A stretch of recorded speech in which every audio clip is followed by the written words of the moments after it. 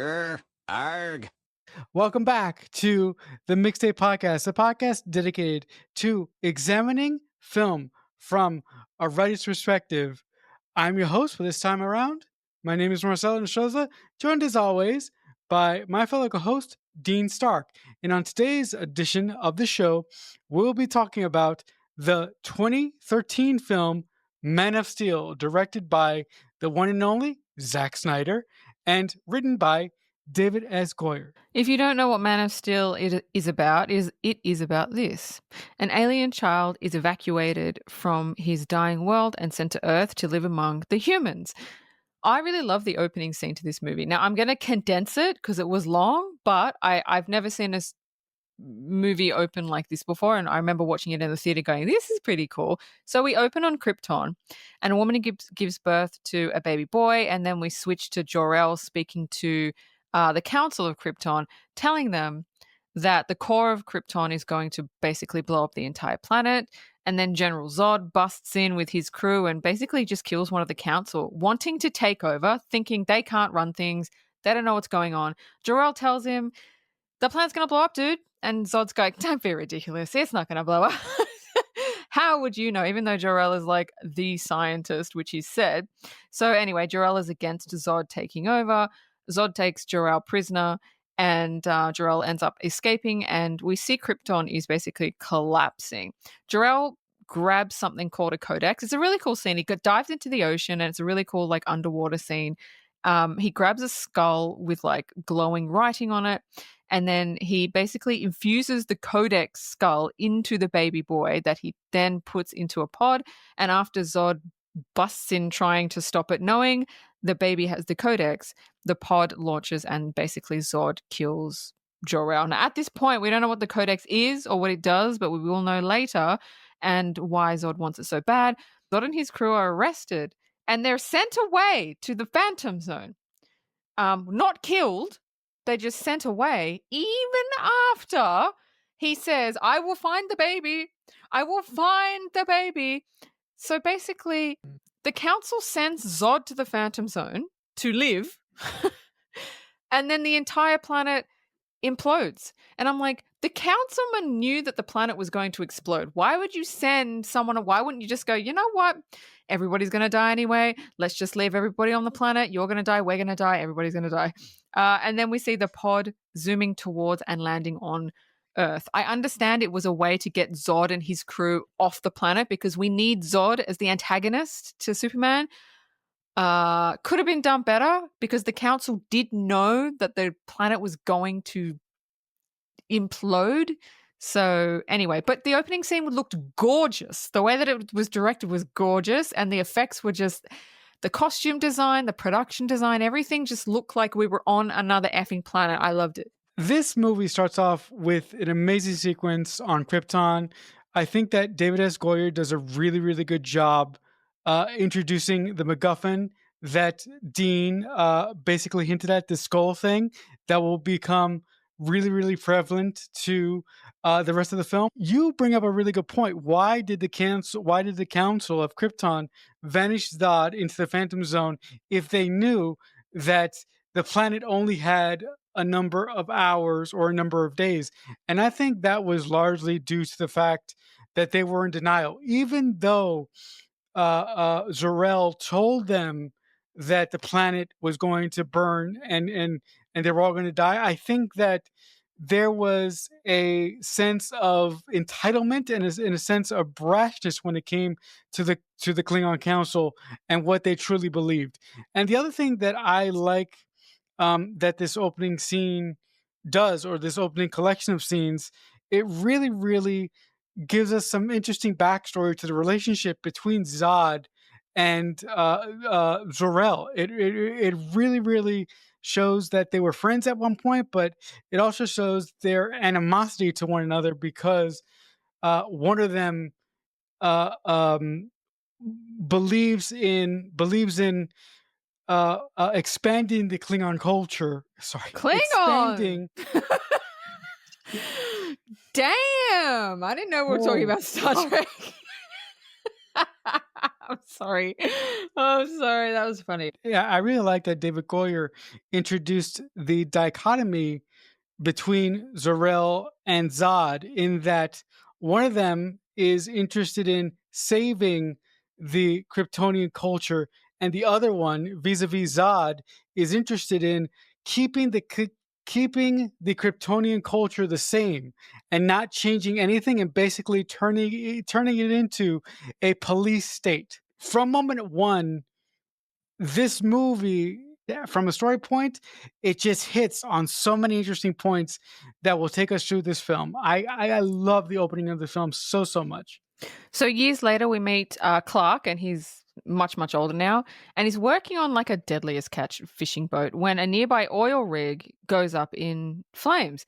Now Clark's over on the rig in I don't know, one single bound, I guess, and resolves, saves the riggers and stops the scaffolding from hitting the helicopter that has come to get the riggers off the rig.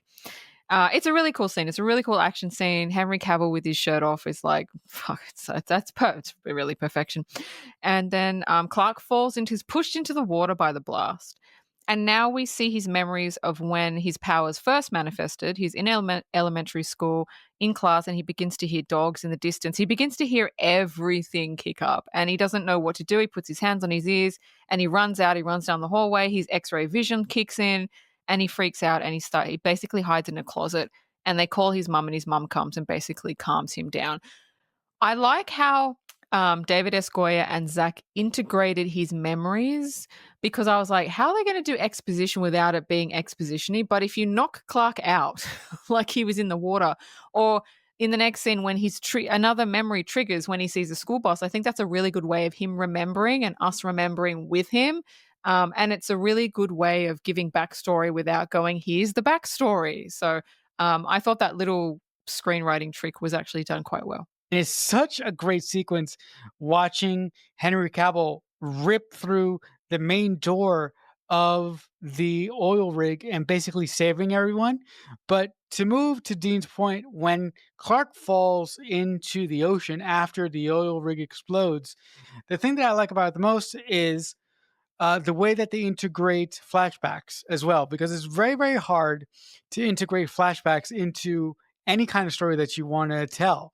And you have to make it, as a writer, you have to make it flow within the story. And you also can't make it too obvious. You have to make it entertaining. And seeing Clark have to deal with his x-ray vision when he was in primary school was really heartbreaking to me.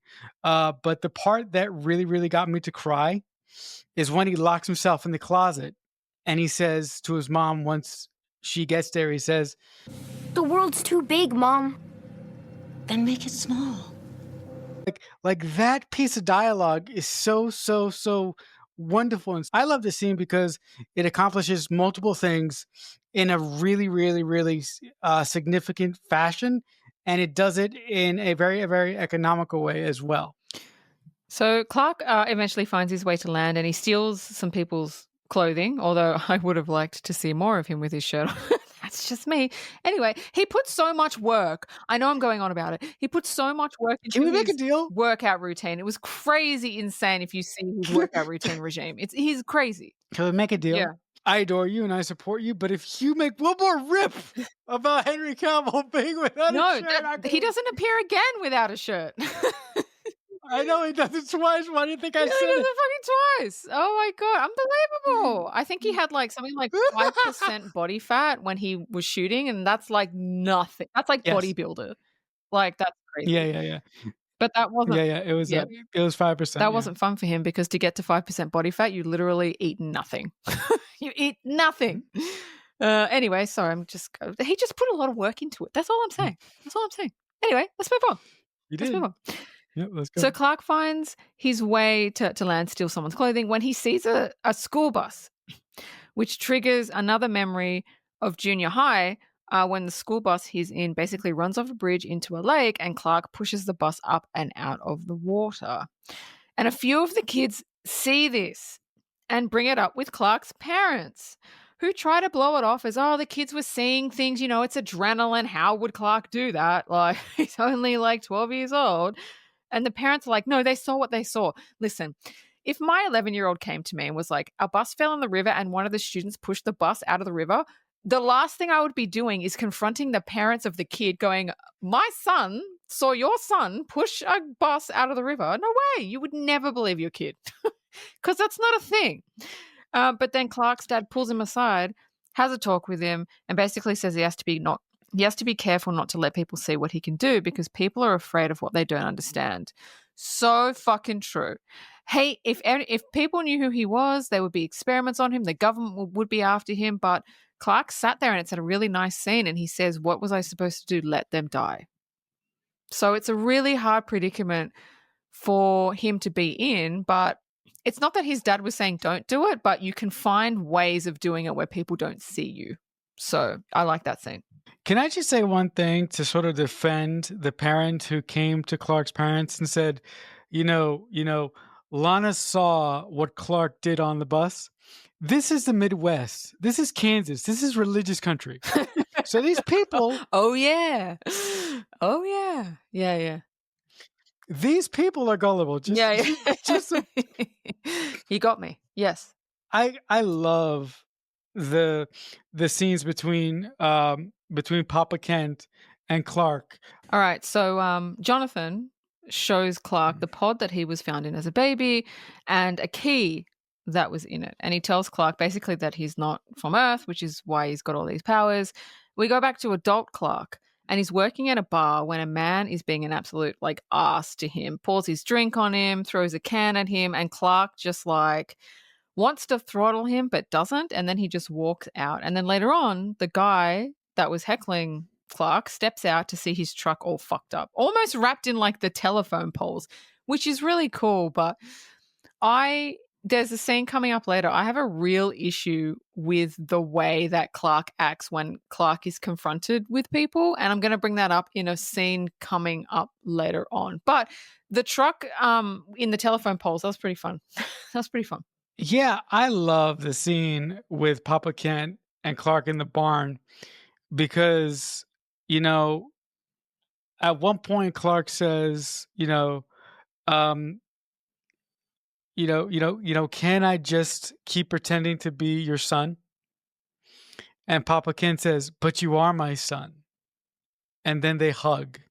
And that just absolutely melted me and made me bawl my eyes out while I was watching this movie in preparation for this conversation. The way that adult Clark acts when that trucker basically tries to push him and tries to shove him because he tried to defend the waitress in the restaurant is, I think, the way that an alien from another planet should act. Because if Clark wanted to fucking fuck this guy up, he could fucking kill him in a second.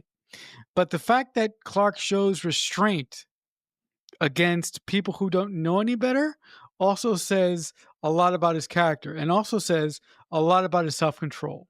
So I'm interested to have that conversation with you in a couple scenes or whenever you're going to bring it up. Yeah. But me too. I think that action by Clark and that decision to not be physical tells you everything you need to know about him. Yes. So now we meet Lois Lane. I love Lois. I just like the character of Lois. She's ballsy. She's a nosy bitch. I love her. This is one of my favorite Lois Lanes of all time. I know that's a point of contention between us, because you and I have a favorite Lois Lane of all time, but this is actually my second favorite Lois Lane of all time. Yeah. Our favorite Lois Lane of all time is Terry Hatcher. She's the bomb. Yep. There'll never be another Lois Lane because we both love Lois and Clark, the New Adventures of Superman. Boss bitch. I really like Amy Adams as Lois Lane. I do. I thought she did a really, really good job. I didn't think I thought she should have been in the movie more. I wanted to see her more, but the movie wasn't really about her. She was kind of just a side note, which was disappointing because I really liked what she brought to the character. So anyway, we meet her. She's in the Arctic on an assignment because of a discovery that was made. Clark works there as like a grunt. And one night she spots him entering a cave and follows him. And we see we go into the cave with him. We see a Kryptonian ship in the cave, and Clark uses the key that Jonathan gave him to activate it. When he activates it, this AI robot thing tries to attack him because it doesn't know who he is. I'm bringing that up because that's going to come up in a minute. Lois enters the cave because she's a nosy bitch and takes a photo of the robot AI thing. She's like, "Oh, what's this? Click, fucking click!" Like, come on. Which startles it and it flings her against the wall. Now Clark enters and basically kills it, and then closes her wound with his heat vision to save her because she's got this gaping wound in her stomach. Now from the outside, we see the ship rising from the ice and basically flying away. That was a cool scene. I liked the Arctic. I like snow things. I like the Arctic thing. I love the introduction to Lois Lane. It told you everything you needed to know about her, and it showed you Lois is willing to take risks. She doesn't give a fuck. I'm going to do whatever it takes to get this story, and that's exactly what her character is. I love Lois Lane's introduction in this movie because one of the first things that she said once she gets off the helicopter to one of the soldiers that is basically showing her to her lodgings while she's on the base at this time, she goes, I mean, it's kind of corny, but she goes, the way that I get rid of the way that I get rid of writer's block is I wear a flak jacket. So that's a really fucking cheesy line, but I think that's a line that shows you, like Dean said, that Lois doesn't give a fuck, and she will do anything that she has to get the story. And the first meeting between Clark and Lois is absolutely great when Clark discovers that Lois has internal injuries. And I love, it's a really, really small moment when Lois is sort of freaking out and Clark just sort of like gives her a bear hug, and the look that Henry Cavill just gives Lois is like, honey, I just need you to calm down. If you don't calm down, you're gonna fucking die. I absolutely love that look. I mean, did you notice that look? I didn't. I just, as soon as you said, "Oh, he gave her a bear hug," I zoned out to what you were saying, and I was like, imagine getting a bear hug by Henry Cavill when he's at his peak physical Superman, just those big bear arms around. And I heard nothing about what you said afterwards, so I don't know. I don't know what you're saying. Oh my god! I don't know what you just said. Sorry, zoned out on that one.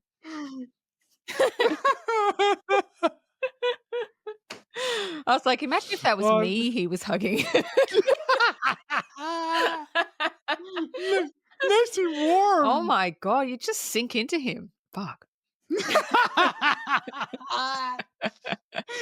gonna be so fun to edit. Oh my god. I'm not even fucking worried about it. Oh my god, this is like when we did The Phantom, when I was like obsessed over Billy Zane's like physique in the movie. Damn. Yeah, that's I couldn't right. concentrate on anything else but how he looked in the suit.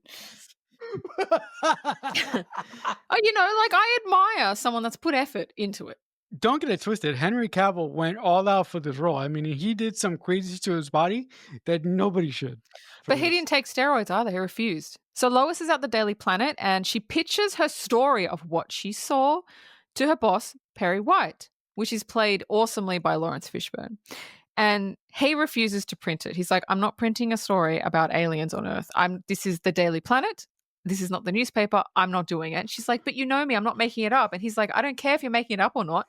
This is not what our readers want to read, which, like, he's not wrong.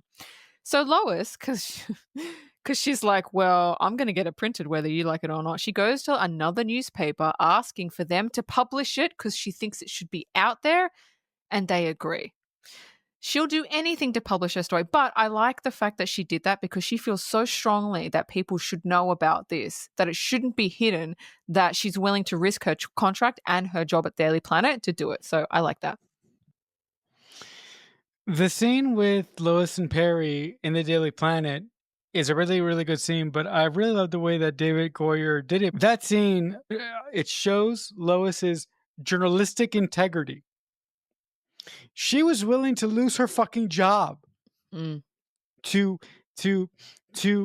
publish a story that would make half of the planet think about their existence.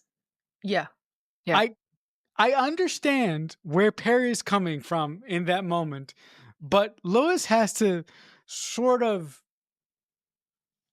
understand the greater implications of her article, Yeah. right? Yeah. And even the best reporters out there in fiction and in reality can only see no further than their work. And I Mhm. think that that is what Lois is suffering from in this scene. It's a great scene for the things that I just said, but there's a part of me that sides with sides with Perry in this moment. No, I do too, because you have to know the implications of what you're doing. Yes, she's an investigative journalist, and yes, she thinks everybody should know everything, but no, everybody shouldn't know everything because you cause panic. Like, if a Right. reputable writer like Lois Lane writes this article, people will believe it and it will cause panic. And because people aren't ready for it. So she's not thinking about the consequences. She's just thinking, I need to get my story out. People need to know. But sometimes it's better if people don't know. Right. And no, and and could you just imagine the religious hysteria Oh that could my pop up with this god. bullshit? Oh. No, I couldn't. It would be too overwhelming. It would be so overwhelming. Yeah, but you're absolutely right. The religious No. in inconnotations would be catastrophic. So Clark is still at the ship and he puts the key in and he turns to see a hologram of Jor-El, who basically explains everything that happened to Krypton, how it blew up, and blah, blah, blah, and how he is the only survivor of the planet. And then he shows him the iconic Superman suit and tells him he needs to help Earth. I want to say I really love this movie. Some things don't make sense. Why would they have a suit? Why would he have a suit? Would he wear that on Krypton? I don't know. Why is it in his perfect size? I don't know. I don't know. Do you know? Why is it there? I'm going to get lynched by Superman fans going, it was in the comic. You don't understand. I don't need to be lynched for this. I am not a comic book connoisseur. I don't fucking know. Okay. All I'm doing is I'm watching this movie and I'm saying it. I don't get it. But the other thing, one more thing, right? He's in the suit. Great. He's in the suit. Looks fantastic. Looks amazing in the suit. Yeah. Anyway, we're going to move on from his physique. Right. He's in the suit. And he's learning how to fly. How is it that at 35 years old, he doesn't know that he can fly? And how does he know he can fly now? How has he not learned to fly yet? How does he know he can fly? Jor-El didn't tell him you can fly, like fucking plot twist. How does he not know he has that ability? You have to, you fucking tell me. Tell me. Do, do, do, do, do, do. Onward and upward. No. You have to tell me how he just does not know how to fly at 35 years old, and suddenly he knows how to fly. Like, yeah. Okay. Whoa. Okay. I I believe this is a symptom of how the movie was cut, because I believe that Clark was in that ship talking to the hologram of Jor-El for longer than Zach wanted to show it. Oh, okay. Well, that makes sense. Yep. And I believe that basically the reason that Clark didn't uh uh uh didn't previously fly until he actually wore the suit is because I think even though Clark discovered that he was different when he was a kid, Clark spent almost all of his life being beat up, and he spent all of his life giving people the impression that he was a nerd, and he chose not to harm anyone to honor his father's wishes, to honor Papa's Kent's wishes. And the number one thing that the number one thing that would make him stick out is him learning how to fucking fly. Well, he's on a farm away from everybody But else. still, Like, he could have done it. He could have done but still, yeah, but still, it's fucking dangerous. I mean, it is. So Lois is trying to find out who the man in the cave was that saved her, but he's having a tough time because everywhere he went, he uses aliases. Eventually, using her investigative skills, she tracks down one of the kids that is older now that was from the bus that Clark pulled out of the river. And then Lois goes to the Kent farm asking his mum about Clark, and then to the cemetery to Clark's dad's grave when Clark shows up and says his father told him if the world found out who he really was, they'd reject him out of fear. I agree. I love the moment when Lois tracks down Ross, and through Ross, she's sort of led to the Kent farm. But the moment of the scene for me is that moment that Dean is referencing when Clark basically says, I let my father die because I trusted him. Because he was convinced that I had to wait. That the world was not ready. What do you think? there are so many brilliant pieces of dialogue in this movie that I just I can't believe how I can't believe the amount of sincerity that David S. Goyer brought to the script. So now we go into another one of Clark's memories. He's with his mum and his dad, and they're in the truck. When they see a tornado headed towards them, everybody in the other cars, they basically stop. They run to shelter, and so does Clark and his family when they realize they left the dog in the car. Jonathan goes, Fuck that dog. Let him no, die. well, in my mind, I was like, you better go back and get that dog. Otherwise, I'm switching it off. I'm kidding, guys. I I know. love dogs. So Clark goes, I'll get it. And Jonathan goes, no, I'll get the dog. Just stay with your mum. So he goes to get the dog. He opens the door. The dog basically jumps out, but the tornado is too close and Jonathan can't outrun it. And Clark sees this, and Clark goes to rush to save him, and his dad puts up a hand to stop him because people will see his powers. And then his dad basically gets swept up in the tornado. That's such a heartbreaking scene. It's so So good. heartbreaking when Clark knows he could have saved him, but his dad was like, I would rather die to keep your secret. The only thing about that scene is Clark should have been the one to go and get the dog because it would have been far easier and quicker for him to do it than Jonathan. I know why they got Jonathan to do it because Jonathan had to pass. But I think, yeah, it's probably logistic-wise, it should have been Clark that went to get the dog. I love the moment when Jonathan is seconds away from dying and he just raises his hand and he just says, stop. And you see the tornado behind him. Zach switches back to Clark under the overpass with her, with his mom and everybody else. And the way that Henry Cavill basically screams his head off as his father is chucked into the tornado and taken away is absolutely fucking heartbreaking. I see your point of view that maybe it could have been done a better way, and logically, I do agree with you that it should have been Clark, but from a story point of view, and from the point of view that Jonathan always has to die in most Superman stories, I think it was a wonderful, wonderful way for them to accomplish that. Why do they always have to kill the male figure in the superhero's life? They did the same thing to Spider-Man. Why? Why do they do that?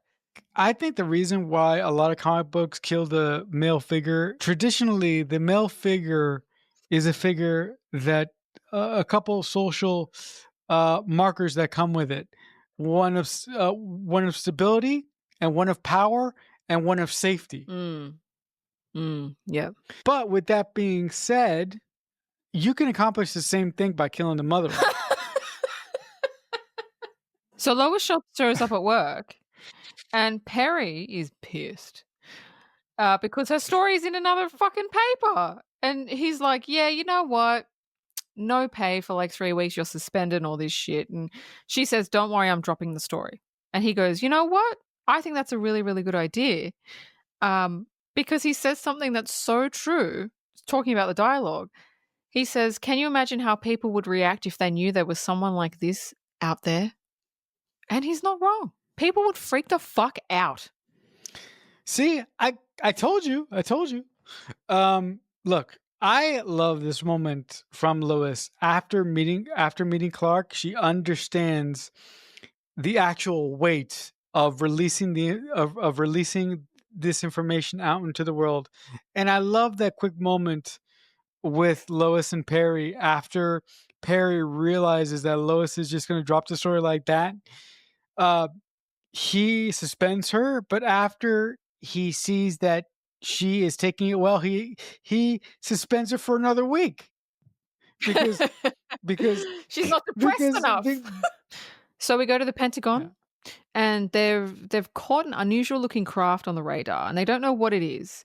And now it appears on the TV, on the news, and Lois is watching it at work, and Clark is at home when Zod appears basically in static, basically saying there is one of his people hiding on Earth, and you must turn him over in 24 hours, or he's gonna start fucking shit up.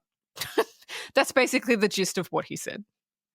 David S. Goyer does a brilliant job of reintroducing the villains of this piece uh, into the story, and I love the fact that the message that Zod basically created for humankind actually comes in different languages. So no matter what scene Zack Snyder cuts to, it's the same video, but it's in different languages. I find that to be so fucking amazing. And I love the moment when Martha is in the house by herself watching Zod's message on the screen. And when Zod's message stops, the light above Martha's head fucking cracks. She's fucking scared out of her wits. Her fruit basket drops. She turns halfway around and goes into Clark's arms. There's something so lovely about that and so fucking terrifying. Like it's shot really well and it's something so simple. Yeah, yeah. So the next day, Lois is watching an interview on TV with the newspaper guy she gave the story to, and this fucking guy, he fucking says Lois knows who the alien is that's hiding on Earth. Lois fucked up because Lois gave her story Yeah, to a gossip columnist. yeah, That's where she fucked yeah, up. like the National Enquirer. Yeah. She did not turn around and give her story to a competing newspaper. If she would have given it to a competing newspaper, that competing newspaper would have had journalistic integrity in mind. But because she gave it to a fucking gossip columnist, you have this. Yeah, and the next minute the FBI shows up at her place and nabs her. What I don't understand is when Zod comes over saying, you have one of us on Earth, blah, blah, blah, blah, I want him back, everybody just believes him. Can you imagine, Marcelo, you're sitting down, you're watching TV, and then something comes over it saying, I am, Zod, and an alien is hiding on your Earth, and if you don't release him to me, I'm going to fuck up your planet. Would you be like, what? And then switch the channel and watch something else? Like, why does everybody just believe it? Everybody just believes and starts going crazy, and I'm like, what? How do you know someone just didn't hack into the radio, into the fucking TV stations? There's no evidence that this is real. If Zod had landed his ship and started firing on Metropolis, and then he did the broadcast, okay. But he didn't. Would it have made the scene more believable if there had been a quick shot of NASA confirming that this TV signal was coming from deep space? No, I think it has to be more elaborate. So everybody can see it once. So on the news, it's shown everywhere that there's this spaceship. Even though they had footage of it, there could be anything. It's the scene I was talking about that I think we should have a discussion about. We go back into one of Clark's memories in junior high, and he's getting bullied. Pushed down, hit, yelled at by the other kids. They taunt him. And he just basically doesn't fight back. He doesn't do anything. And then when the kids leave, because Jonathan shows up, he tells him he did good to hold back. And look, I don't agree. I'm going to tell you why I don't agree to this bullshit. I know he's stronger, but with a little practice, he could hold back the majority of his strength to avoid suspicion and fight back. If you stand up for yourself, bullies stop. He doesn't have to fight. He just needs to defend himself. That is where I think his upbringing went wrong. His father went, you have to hide your abilities, you have to hide who you are from anyone. Instead of honing them, instead of him getting a little bit of training in the barn or at night where there's nobody around, where no one can see him, so he can really step into himself. So when someone aggravates him, he doesn't act like a little bitch. Because that doesn't stop bullies. Stopping bullies, you have to stand up, not fight, but stand up. And if he knew how to control his strength and his powers, nobody would mess with him, but he wouldn't alert suspicion. So when he was in the bar and that guy was pouring a drink over him, like, is that okay? Like, is that okay? Like, if that happened to you or to me in a bar, is that okay for me to just walk away and not punch him out, but not let them get away with it? I'm not talking about killing them or anything like that. That's ridiculous. But you have to stand up to these people. Otherwise, these people will keep doing it to you or to someone else. And I just don't think what his father instilled in him did him any good whatsoever. His father instilled in him pacifism, which is bad.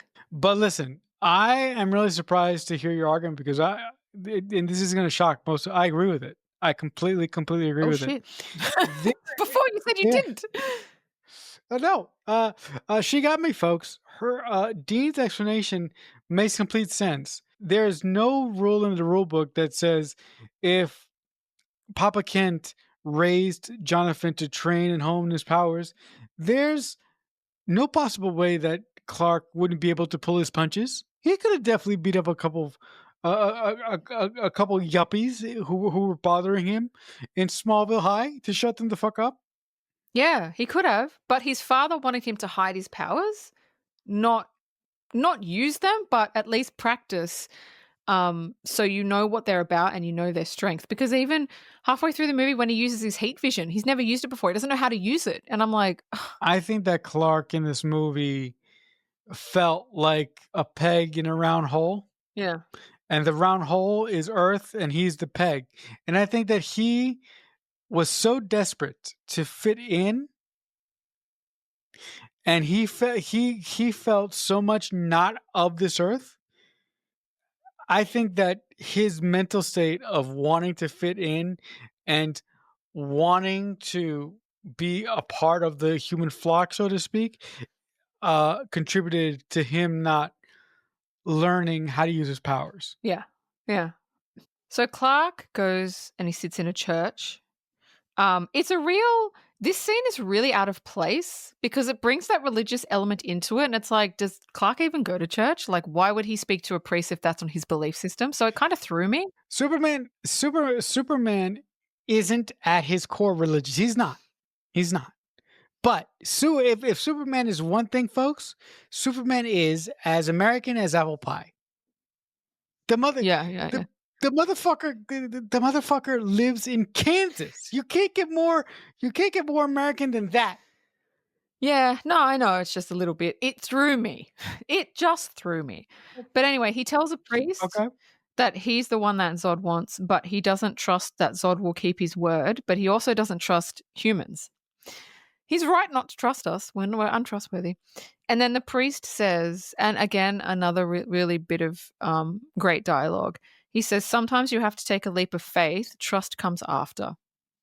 Love it. Love it. When I heard the priest say this line, I was like, you know what, David Goyer, you should have fucking won an Oscar for this script because it's good stuff. No, that's taking it a little bit too far. But it's such a wonderful line because the priest, what the priest says and Clark's point of view is also justified, because if Clark reveals himself, he doesn't know how the humans are going to react. And if he doesn't reveal himself, he doesn't know how Zod is going to react. So Clark is stuck here in a quandary. Whatever he does, he can't win.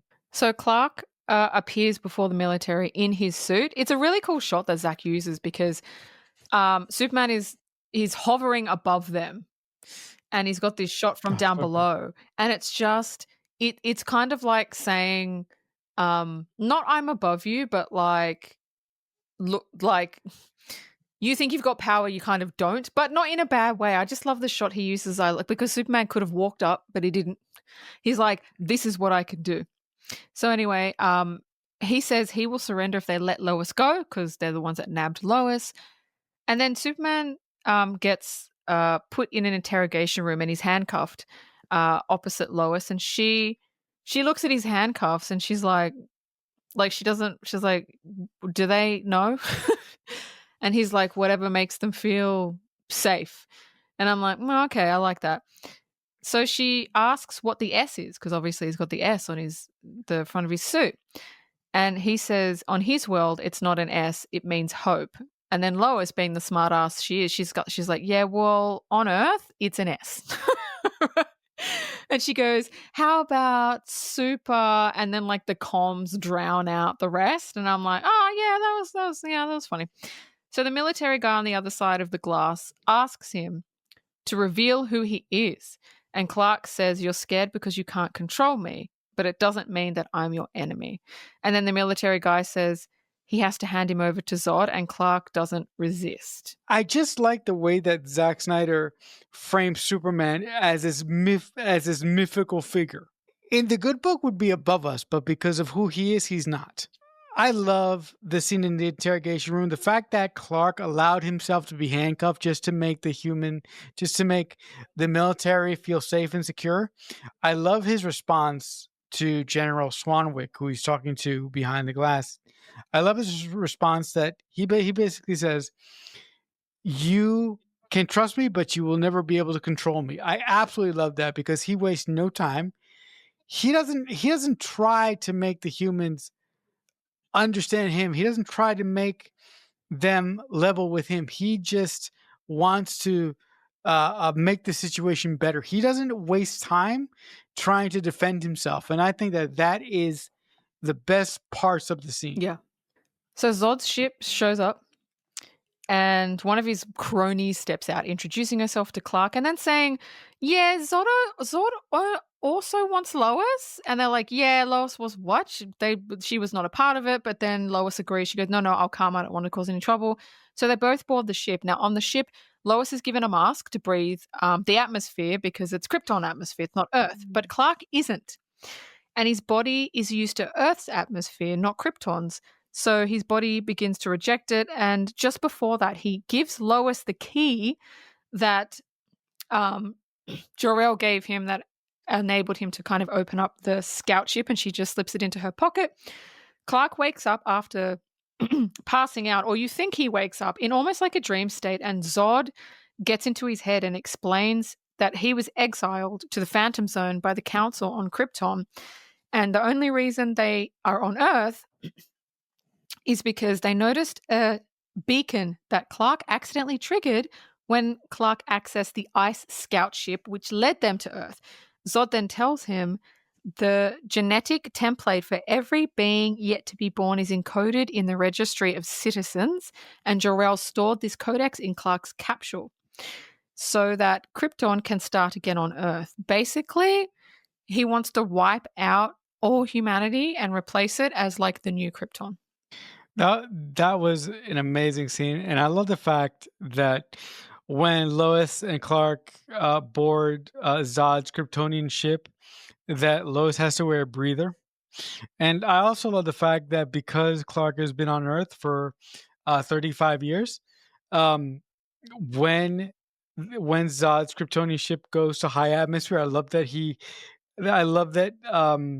his lungs have to adjust to the air in the Kryptonian ship. It's absolutely wonderful. But I do love that scene when Zod basically pours into Superman's mind and explains to the audience basically his purpose, what the codex actually is, and where it is and why they want it. I love those two scenes because they do a great job to push the story forward into almost the third act now. Yeah. So Clark wakes up on the ship after being passed out, and Zod tells him he was the one that killed his father. Didn't have to say it. Why would you did not have to say it? That was never going to come out. Clark's powers basically have been neutralized, and he is as weak as a human, so he can't do anything. Meanwhile, we switch to Lois. She's been thrown into a cell, and she uses the key Clark gave her. There's like a little thing in the cell that you can use it.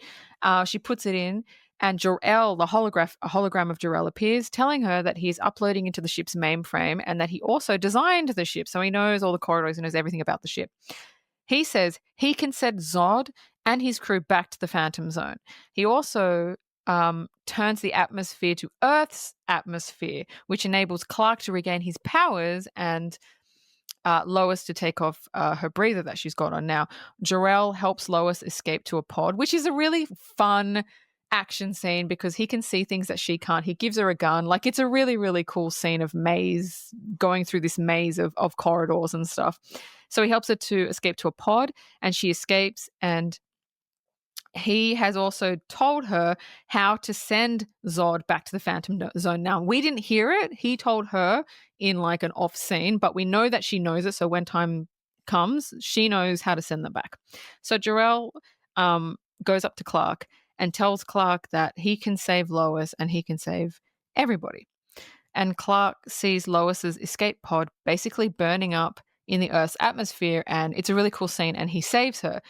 How shit are Zod's escape pods if they burn up in Earth's atmosphere? Are you fucking kidding me? Listen, his ship, his massive ship, went to Earth, picked up Lois, picked up Superman, went back. The Earth's atmosphere didn't do shit, and yet his design of his escape pods are just like, you know what? We're just gonna get it from fucking Temu escape pods.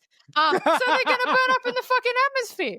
I mean, listen, I understand why, because you need an action scene, and you need in every Superman movie, you need Superman to save Lois at least one time. I get it. But I was like, Zod, dude, what are you doing with these escape pods? Like, yeah, sorry, that's just the me thing. That is just a fucking me thing. Sorry.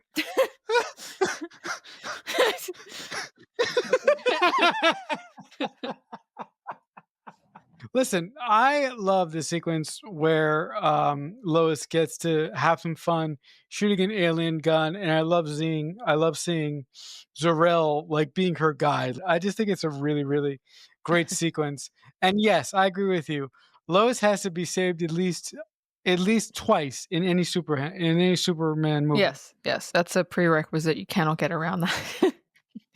Yes, absolutely. So Zod attacks Clark's mum. He goes to the mum on the farm asking where the pod is, but she won't tell him, but then he finds it. And they don't find the codex. And then Clark busts in and he's pissed. And Henry Cavill plays this so well. He's pissed. He's like, do not touch my mum. So Like, good. he is just like, you don't do that. Zod's helmet gets fucked up because he's got a breather on because he's in Earth atmosphere. He can't breathe the atmosphere here. And he's disorientated because of all the Earth sounds are coming in at once. Which is the scene we saw earlier with Clark in elementary school, and all the sounds were coming in at once. So we know it disorientates you, so that comes back. Weirdly enough, he can breathe. That's going to be a major issue for me later on. It's going to be a major fucking issue because there was a scene earlier on, I didn't write it down, where Clark and his mum were talking, and his mum actually mentions Clark found it really, really difficult to breathe for a long time. So it took him a long time to get used to Earth's atmosphere. Yep, that's going to be another one of my issues later. Anyway, now Clark faces off with one of Zod's lieutenants, who's a bitch, but she's a cool character, and like this fucking robot thing, right? The military think that they can stop these beings with puny human weapons. Oh, the military. Which, spoiler alert, they fucking can't. Clark basically breaks the mask of the female crony that the female crony is wearing, and she can't breathe because they can't breathe Earth's atmosphere. And then the robot thing, she doesn't die, she just can't breathe. And the robot thing goes and picks her up, and they get back on Zod's ship after a massive fight scene. I'm skipping over the fight scene because it was a really cool fight scene. They fuck up a whole town, they fuck up a whole street. It's a really cool fight scene. And then Clark steps out of the rubble because everything's fucked.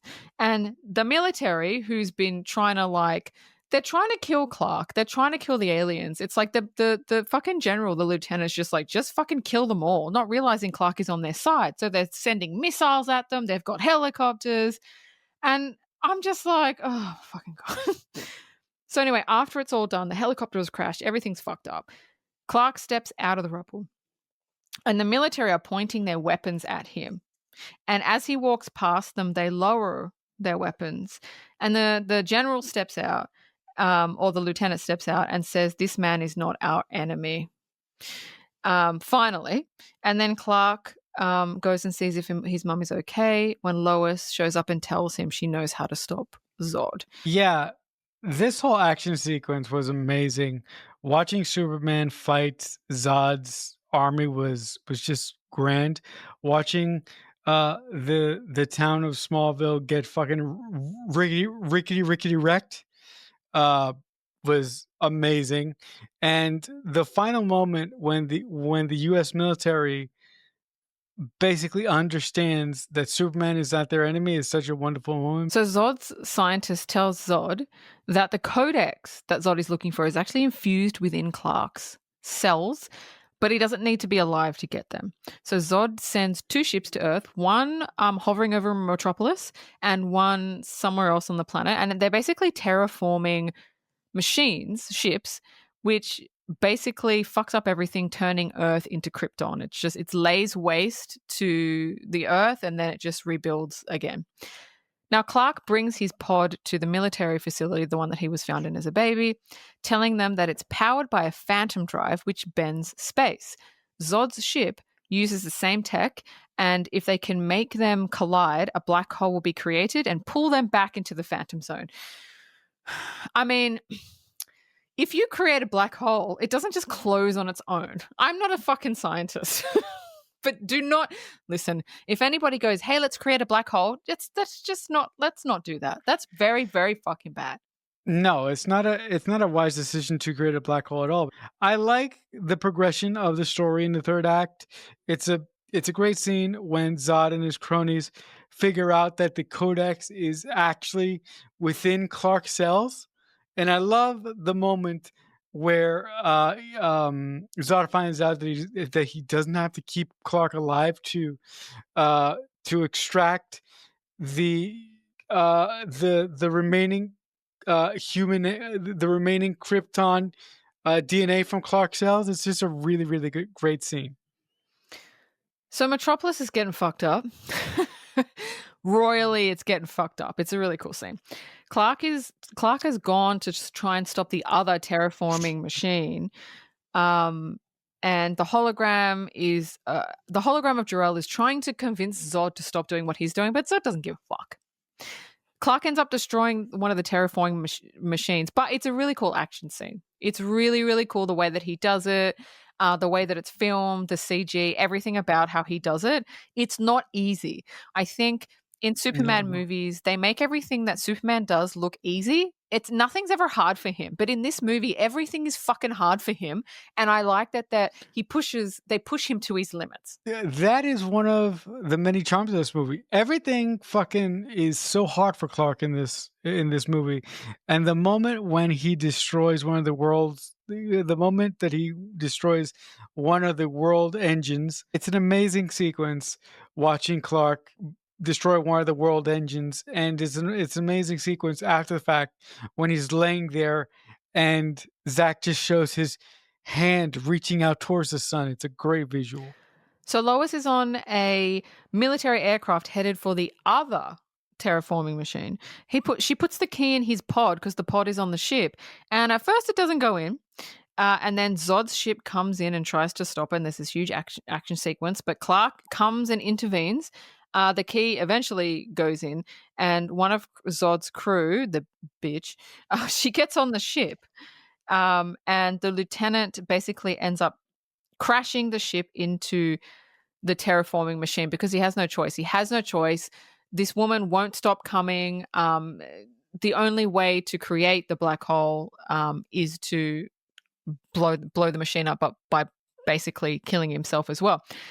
However, Lois is on the ship, but before it crashes, she falls off the back of the ship, and Clark saves her, as he should, because Superman should always save Lois. But it was a really cool action scene, and it does create that black hole back to the Phantom Zone.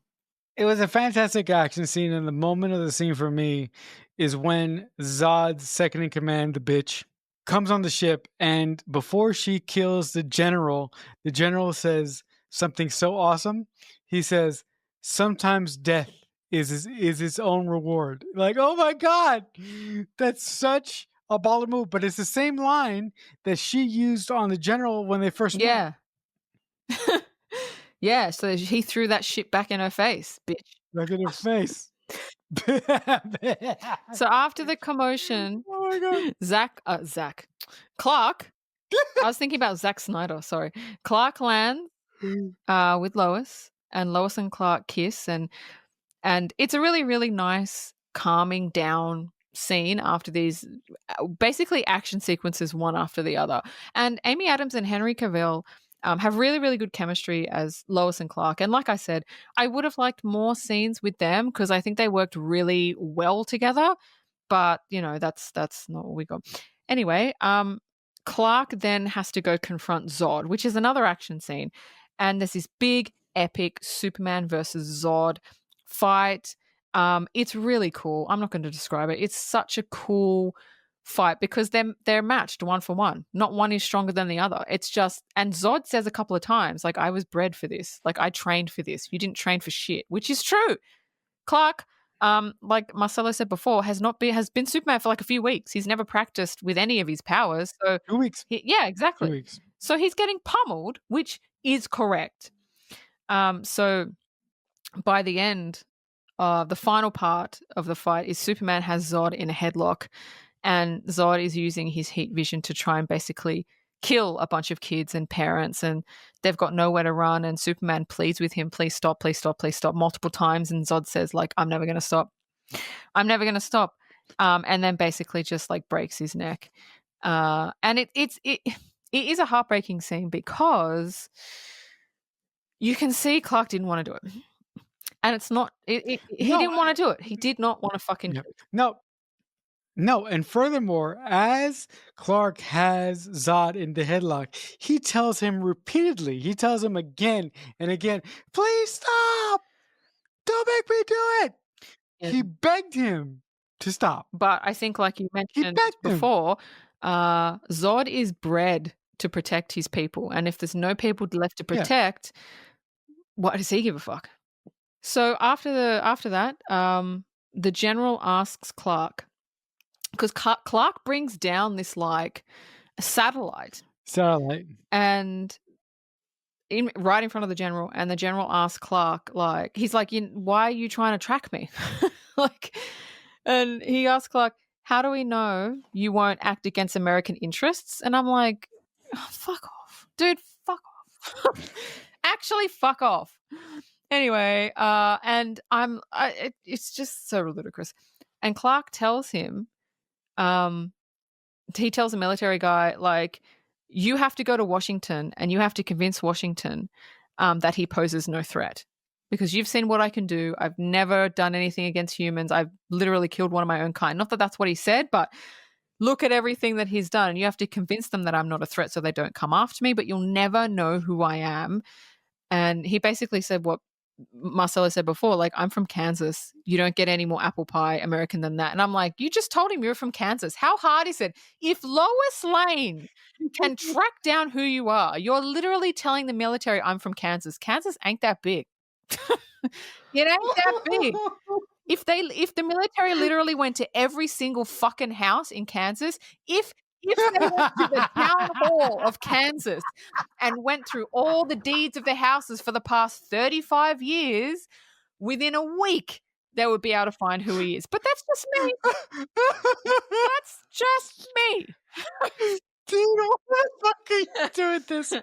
The final scene of this movie with Clark basically putting wreck to General Swanwick's satellite in order to track him is absolutely great. It's just a really, really, really funny way to bring this movie to a close. But I do agree with Dean. Clark basically saying to the general, I'm from Kansas is not the wisest move ever. Yeah. No. It's totally not. So the final scene of the movie, Clark, it's more so in voiceover. He's speaking with his mum, telling him she's like, what are you going to do now? And he says, I'm going to find a job where I can keep my ear to the ground. And we see him entering the Daily Planet, fully equipped with glasses on, and is basically introduced to Lois Lane. And she just stands up and says, hi, I'm Lois. And it ends. I like...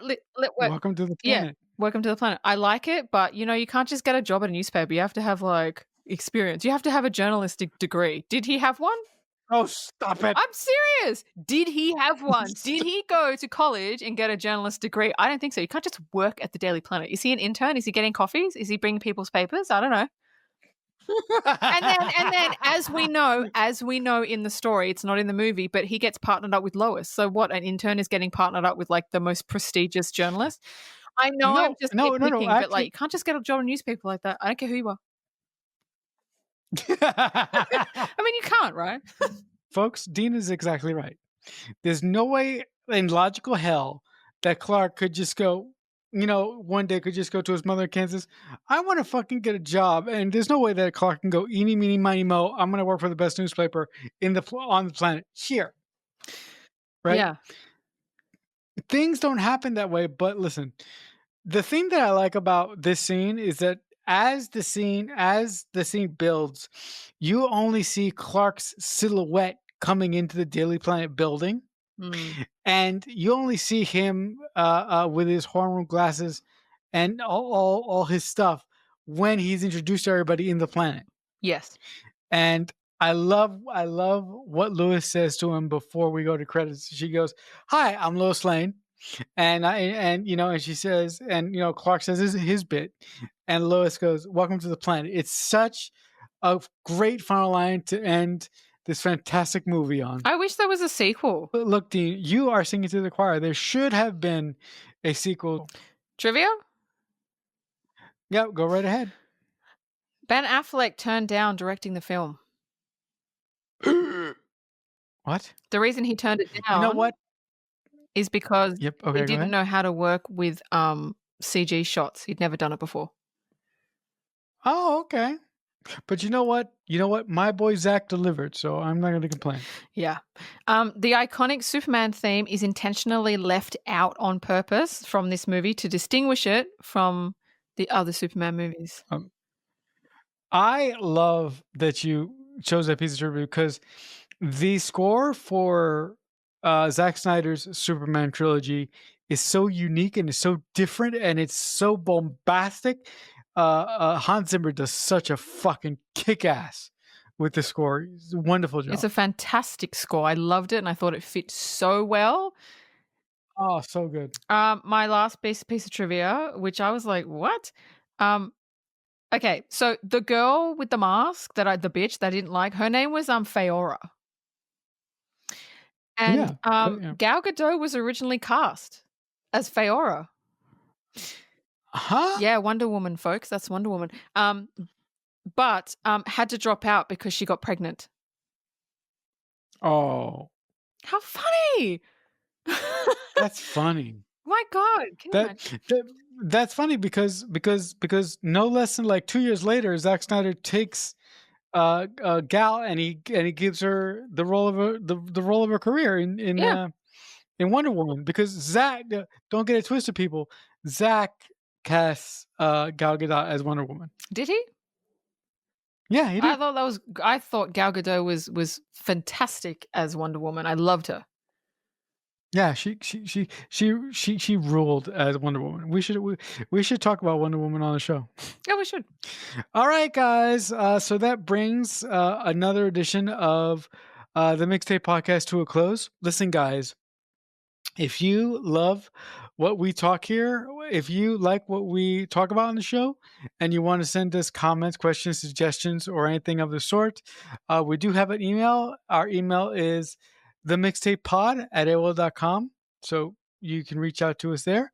But guys, if you want to come back for another episode, next week on our season finale, we will be talking about the independent film, The Substance. So with that being said and out of the way, from my fellow co-host, Dean Stark, I shall simply say, if someone is ever kind enough to make you a mixtape, that must truly mean that they love you. The Mixtape Podcast is a Balloonhead Productions presentation.